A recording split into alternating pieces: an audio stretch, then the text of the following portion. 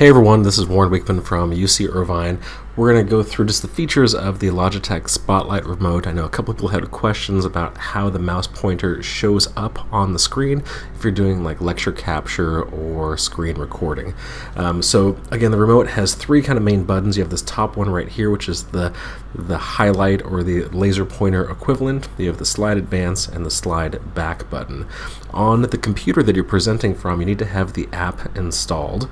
And so if we go ahead and look at that little app, you have a couple of options. You could set a timer that shows up on the screen so you can get a countdown of the duration of that lecture.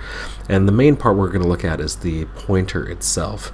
A couple different functions. There's a highlight function that allows the whole background of the screen to kind of darken, and you have an area in the middle that you can see here from the demonstration kind of lights up where the rest of the screen goes in the background. Okay, so let's take a look at that.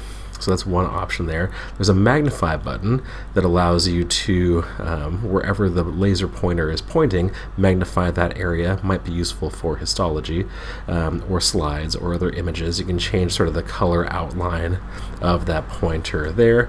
And then finally a circle. If you just want to have a highlighting circle, you can sort of change that color and size there. You can bring it down to a small point if you wanted to.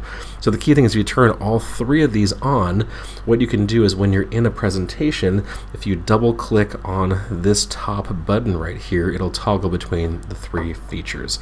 So let's go into a sample slide deck and I'll show you how this works.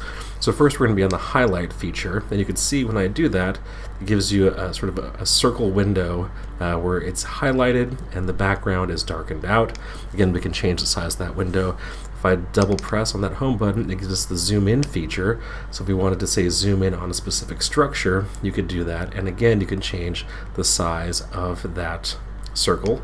And then finally, if I double press again, it gets us a little highlight circle, almost like a laser pointer equivalent, and you can use that to sort of highlight certain structures.